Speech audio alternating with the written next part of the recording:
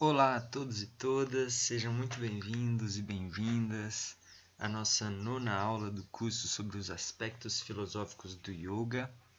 Então, começando com um breve resumo da aula 8. Na aula 8 a gente viu o capítulo 8 do Bhagavad Gita, onde Krishna falou, sobre alcançando o Supremo, é o título do capítulo. E ele falou sobre as formas de abandonar o corpo em que você volta a nascer nesse mundo ou que você vai para o mundo espiritual, que segundo ele é um mundo onde quando você vai você não retorna para esse mundo. Também falou nas formas de meditar no Supremo, lembrando dele, executando seus deveres, sempre lembrando dele. E, bem resumidamente, é isso.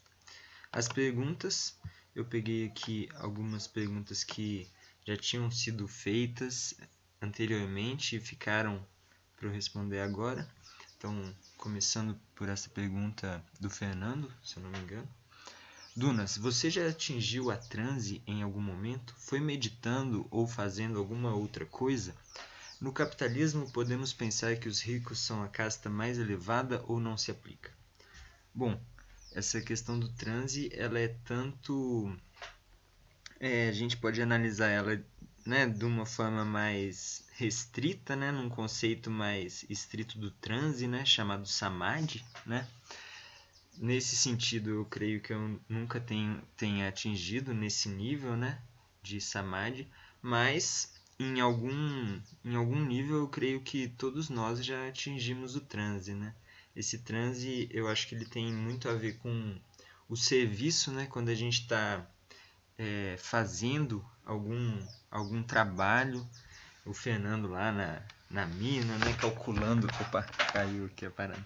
Calculando, sei lá, as reconciliações dos minérios, tá lá compenetrado nesse serviço. Isso é um tipo de transe, ou mesmo quando a gente está lavando a louça, ou correndo, remando, a gente em algum momento parece que entra num fluxo assim que é um tipo de transe.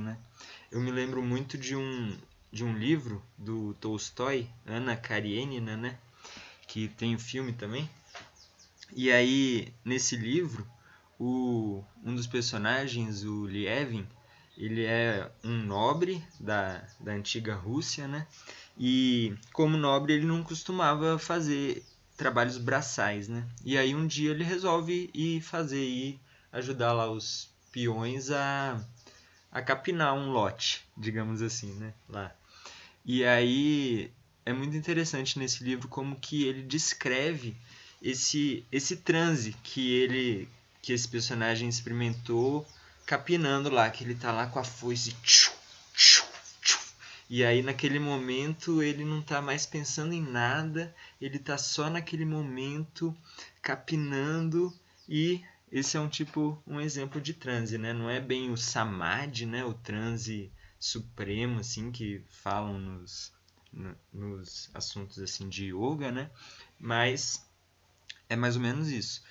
E a própria Japamala, que a gente está fazendo, ela também dá um certo efeito desse transe, um certo gostinho do que é o samadhi, Então, acho que é mais ou menos isso. No capitalismo, podemos pensar que os ricos são a casta mais elevada ou não se aplica? Bom, de certa forma, eu já vi dizerem assim que na era de Kali, em Kali Yuga, é todo mundo Shudra, Ou seja, todo mundo é trabalhador braçal, tá todo mundo no mesmo nível, mesmo os ricos, os pobres e assim por diante. Mas, analisando de uma forma um pouco mais criteriosa, a casta mais elevada seriam os Brahmanes, Os Brahmanes, eles não são pessoas ricas.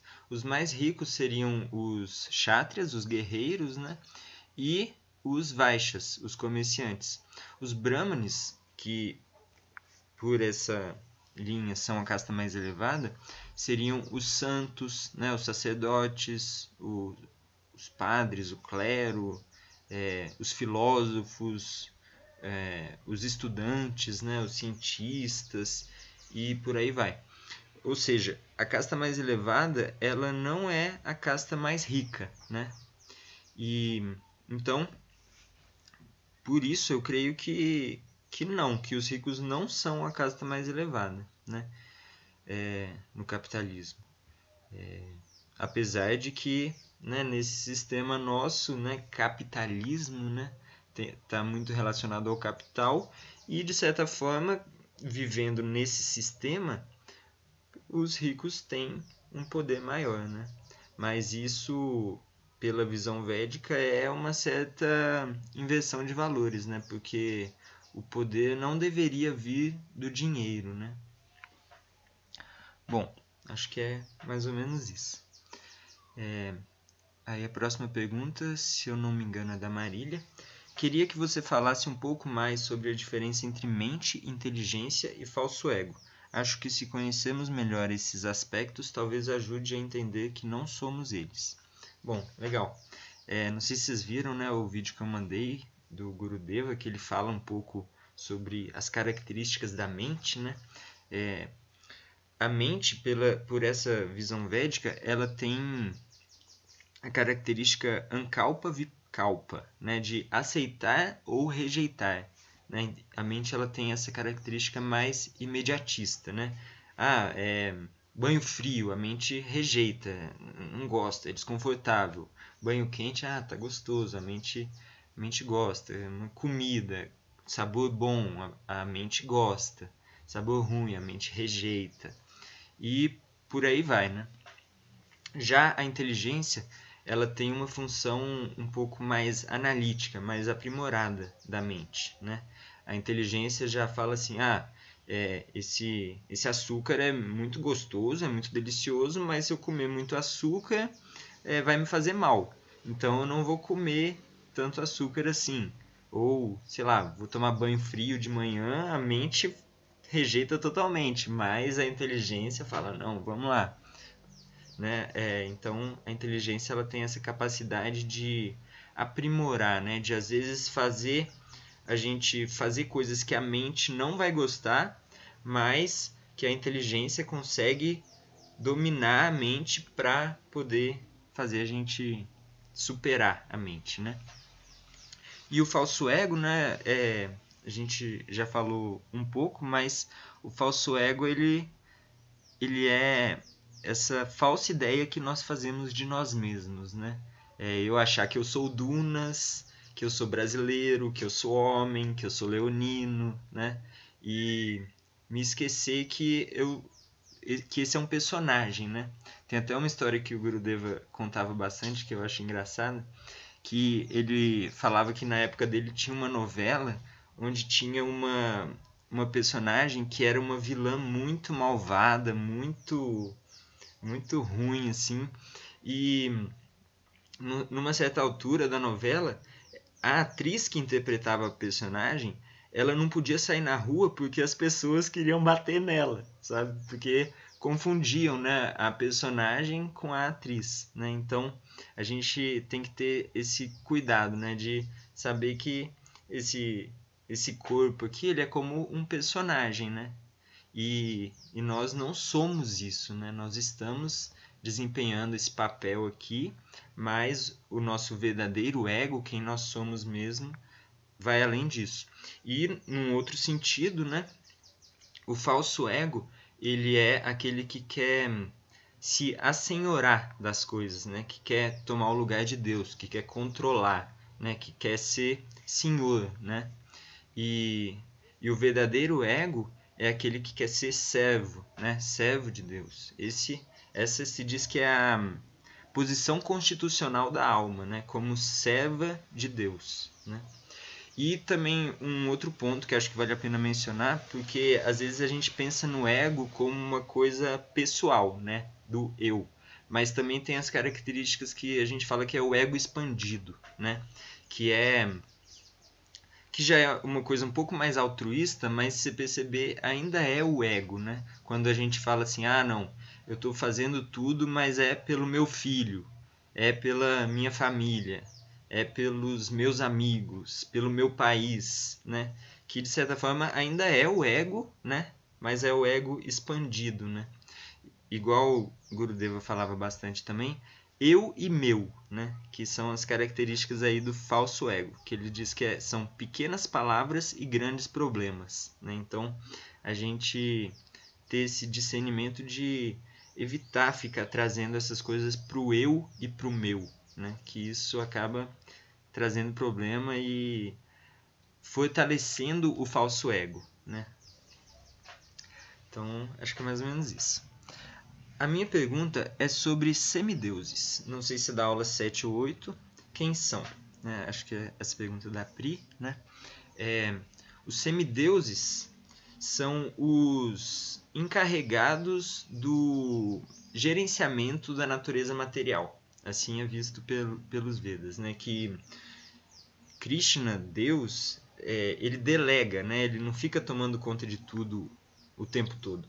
Igual Brahma, né? Que se diz como sendo o primeiro ser manifestado, né, no universo, que é inclusive o criador do universo, né, dentro dessa visão védica, não é o próprio Deus que criou o universo material.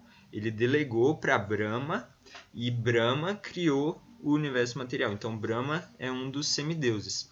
Dentro do panteão hindu, né, tem muitos deuses, digamos assim, né? Mas que na verdade são semideuses, né? E até tem uma correlação muito grande com os deuses da Grécia, né? Tem, por exemplo, Indra, que é o rei dos semideuses, que é o semideus dos céus, dos raios, das tempestades, que é correlacionado a Zeus, né?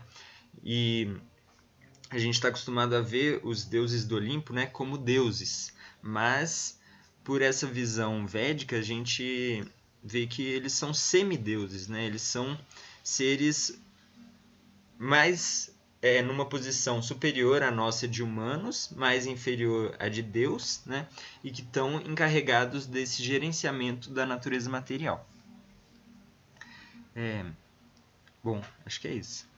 No capítulo 7, você deu a descrição das 3 partes de Deus, certo?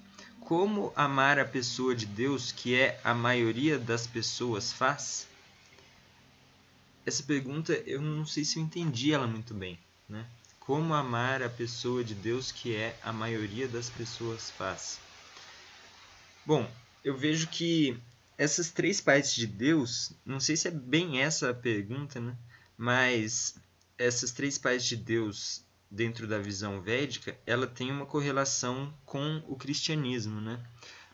Essas 3 partes de Deus, né? O Brahman, o Bhagavata e o Paramatma, né? O espírito onipenetrante, impessoal, a superalma e a pessoa de Deus, dentro da minha visão, a gente pode correlacionar ao Pai, Filho e Espírito Santo, né? Eu acho que é. E aí se diz que a melhor forma, a forma mais eficiente de você estabelecer essa conexão com Deus, com o Espírito, é através da pessoa de Deus, né? Por isso que dentro do Vaishnavismo, né, dos Hare Krishna, se enfoca tanto a adoração a Krishna, né, que seria a pessoa de Deus. No cristianismo se enfoca tanto a adoração ao Cristo, né, que é como o Filho de Deus, né? E através dessa pessoa de Deus, né, dessa personalidade de Deus, a gente chega nessa conexão, que é mais fácil para a gente. Por que Deus não se revela aos tolos? Eles não merecem? Bom, essa pergunta eu também achei ela meio estranha, porque ela já parte de um pressuposto. E esse pressuposto eu não sei se eu concordo muito bem com ele, porque Deus se revela aos tolos também. Inclusive se diz que Deus não está muito interessado em pessoas muito eruditas, com muitos conhecimentos muito elaborados. Deus se revela muito mais aos tolos, aos simples de coração, né, do que aqueles que estão muito sofisticados, digamos assim, certo? E claro que merecem. Apesar de que essa coisa do merecimento é algo um pouco controverso também, porque dentro da visão védica, né, se diz que se fosse pelo merecimento, nós não conseguiríamos muita coisa. Porque a gente é muito pecador, a gente é muito caído. Então, a gente não visa a justiça, a gente visa a misericórdia, né? Então, não é bem uma questão de merecimento. Tem até uma história que eu gosto muito também, que conta de uma mãe passarinha que estava carregando o filhote dela no bico, em cima do mar, do oceano, e num certo momento o filhote dela caiu no oceano. E ela ficou desesperada com isso, não sabia o que fazer, começou a, ai meu Deus, me ajuda, clamar a Deus, e ficou de um lado para o outro procurando e nada, e aquele oceano gigantesco, e ela não conseguia achar o filhote dela. E aí vocês imaginam, né, o desespero de mamãe e tal. E aí ela começou a pegar, encher o bico dela de água, que não era muito grande, e levar para a terra, na ideia de esvaziar o oceano para poder salvar o filho dela. Então ela começou a fazer isso de uma forma desesperada, levando água no bico, voando o mais rápido que podia. E aí Deus, vendo o desespero dela, meio que até riu assim consigo mesmo, né? E resolveu ajudar ela. E trouxe o filhote dela para a margem e salvou, fez ela ver e deu tudo certo. Então, isso é para mostrar assim, né, que pelo nosso próprio esforço, pelo nosso merecimento, a gente não consegue muita coisa, e sim pela misericórdia. Mas isso não significa que a gente não deva se esforçar, né? Que é esse esforço, esse até desespero que vai trazer a misericórdia. Quando ele fala que há duas maneiras de deixar este mundo, morte, na luz, que é quando o Sol está no hemisfério norte, de março até setembro, na quinzena de lua, ele quer dizer da lua nova até a cheia, mas isso seria estranho, pois na lua nova não há lua. Não seria da lua crescente até a lua cheia, mas daí seriam 7 dias e não uma quinzena. Ou será da lua crescente até a lua minguante? E o inverso para quem se vai na escuridão, por isso voltará a se reencarnar. Morrendo quando o Sol está no hemisfério sul, entre setembro e março, e também na quinzena de sem lua, e toda a minha questão será entre a lua minguante até a crescente? Pode explicar, please? Bom, eu também acho esse verso um pouco controverso, né? Eu acho que assim, resumindo, a ideia que eu acho principal dessa questão é da luz e das trevas. Se você deixa o seu corpo, ou seja, se você morre na luz, você vai para os planetas celestiais. Se você morre nas trevas, você volta a encarnar, né? Eu acho que em suma é isso. Quanto a essa questão da lua, eu acredito que o que faz mais sentido é da lua crescente até a minguante, né? 15 dias, né? Quando a lua está meio cheia até quando ela está meio vazia, né? Passando pela lua cheia. Bom, acho que é isso. Então, as perguntas foram essas. Qualquer coisa vocês continuem perguntando para desenvolver o debate, né? E vamos para os mantras. Acho que vocês já estão bem familiarizados, né? Não preciso ficar explicando todas as aulas.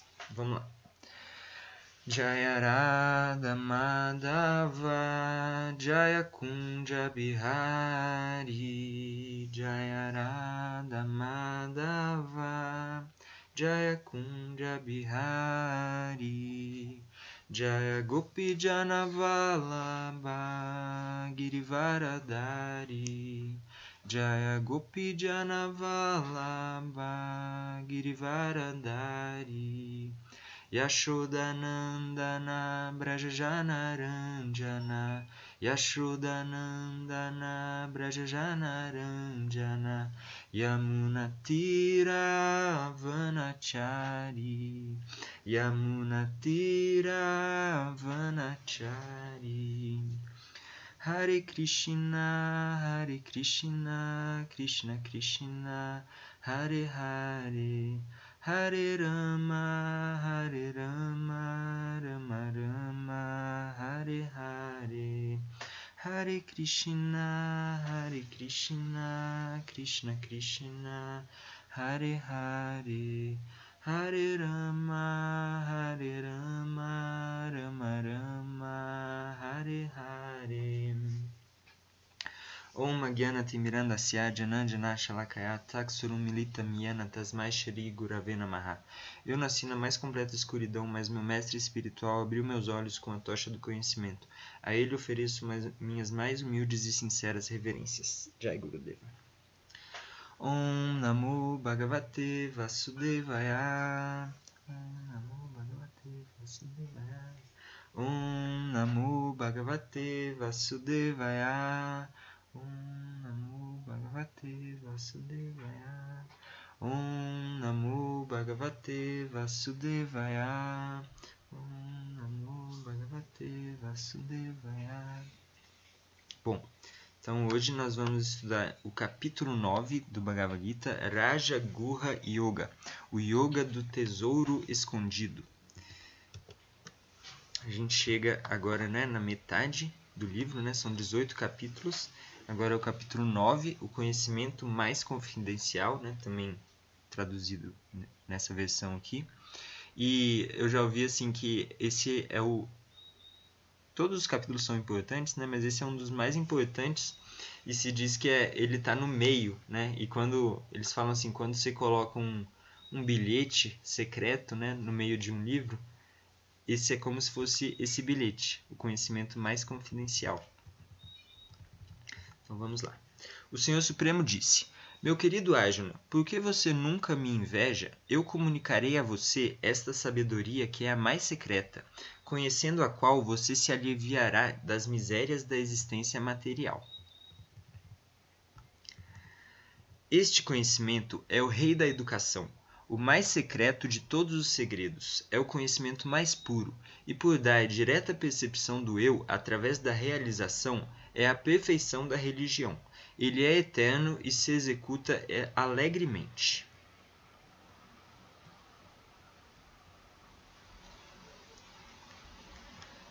Aqueles que não têm fé no caminho do serviço devocional não podem me alcançar, ó conquistador dos inimigos, mas voltam ao nascimento e à morte nesse mundo material.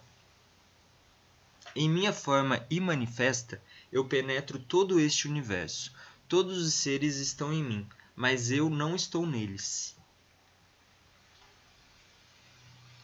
E ainda assim, tudo que é criado não repousa em mim. Eis aqui minha opulência mística.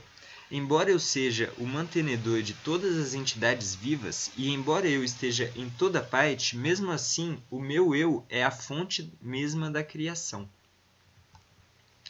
Assim como o vento poderoso que sopra em toda parte sempre permanece no espaço etéreo, saiba que do mesmo modo todos os seres repousam em mim.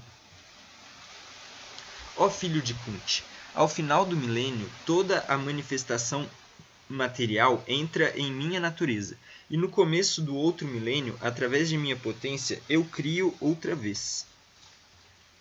Entrando na natureza material, a qual é minha energia, repetidamente eu crio a ordem cósmica inteira, junto com todas as espécies de vida, e automaticamente, por minha vontade, todos os seres vivos se põem sob o controle da natureza material. Ó Dhananjaya, todo este trabalho não me pode atar. Eu estou sempre desapegado, situado como se fosse neutro. Esta natureza material funciona sob minha direção, ó filho de Kunti, e produz todos os seres móveis e imóveis. Por sua ordem, esta manifestação é criada e aniquilada repetidamente. Os tolos zombam de mim quando eu descendo na forma humana. Eles não conhecem minha natureza transcendental e meu domínio supremo sobre tudo que existe.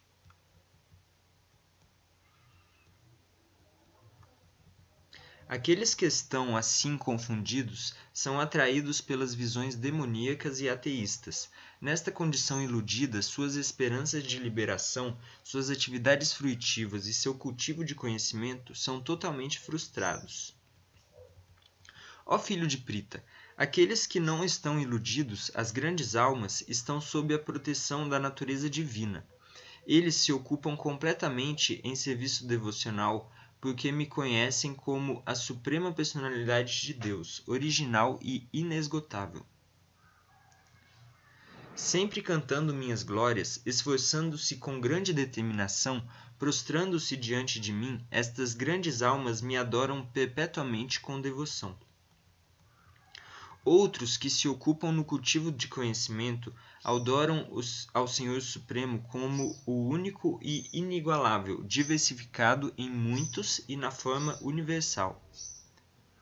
Mas eu é que sou o ritual, eu o sacrifício, o oferecimento aos antepassados, a erva medicinal, o canto transcendental. Eu sou a manteiga e o fogo e o oferecimento. Eu sou o pai deste universo, a mãe, o suporte e o avô. Eu sou o objeto de conhecimento, o purificador e a sílaba Om. Eu sou também o Riki, o Sama e o Ayurvedas. Eu sou a meta, o sustentador, o mestre, a testemunha, a morada, o refúgio e o mais querido amigo. Eu sou a criação e a aniquilação, a base de tudo, o lugar de descanso e a semente eterna. Ó Arjuna, eu controlo o calor, a chuva e a seca. Eu sou a imortalidade, e eu sou também a morte personificada. Tanto a existência como a inexistência estão em mim. Aqueles que estudam os Vedas e bebem o suco de Soma, buscando os planetas celestiais, me adoram indiretamente. Eles nascem no planeta de Indra, onde gozam de delícias divinas. Quando eles tiverem então gozado de prazer celestial dos sentidos, voltarão a este planeta mortal outra vez. Assim, através dos princípios védicos, eles só alcançam felicidade fugaz. Mas aqueles que me adoram com devoção, meditando em minha forma transcendental, para eles eu trago o que lhes falta e preservo o que eles têm. Tudo que um homem possa sacrificar para outros deuses, ó filho de Kunti, na realidade destina-se unicamente a mim, mas é oferecido sem compreensão verdadeira. Eu sou o único desfrutador e o único objeto de sacrifício. Aqueles que não reconhecem minha verdadeira natureza transcendental caem. Aqueles que adoram aos semideuses nascerão entre os semideuses. Aqueles que adoram a fantasmas e espíritos nascerão entre tais seres. Aqueles que adoram aos antepassados irão ter com os antepassados. E aqueles que me adoram viverão comigo. Se uma pessoa me oferecer com amor e devoção uma folha, uma flor, frutas ou água, eu aceitarei. Ó filho de Kunti, tudo que você fizer, tudo que você comer, tudo que você oferecer e presentear, bem como todas as austeridades que você executar, tudo deve ser feito como um oferecimento a mim. Dessa maneira, você se libertará de todos os resultados das ações boas e más, e através deste princípio de renúncia, você se liberará do cativeiro da ação e virá a mim. Eu não invejo ninguém, nem sou parcial com ninguém. Sou igual para todos. Mas aquele que presta serviço a mim em devoção é um amigo, está em mim e eu também sou um amigo para ele. Mesmo que uma pessoa cometa as ações mais abomináveis, se ela estiver ocupada em serviço devocional, deve ser considerada santa, por estar devidamente situada. Ele rapidamente se torna virtuoso e alcança a paz duradoura. Ó filho de Kunti, declare audaciosamente que meu devoto nunca perece. Ó filho de Prita, aqueles que se refugiam em mim, ainda quando sejam de nascimento inferior, mulheres baixas, bem como os Shudras, podem aproximar-se do destino supremo. Quão superiores então são os Brahmanes, os virtuosos, os devotos e os reis santos que neste miserável mundo temporário se ocupam em serviço amoroso a mim. Ocupe sua mente sempre em pensar em mim e converta-se em meu devoto. Ofereça-me reverências e me adore. Absorvendo-se completamente em mim, você seguramente virá a mim. fim do capítulo 9. Muito bem, galera. Até a próxima aula. Espero as perguntas. Haribo.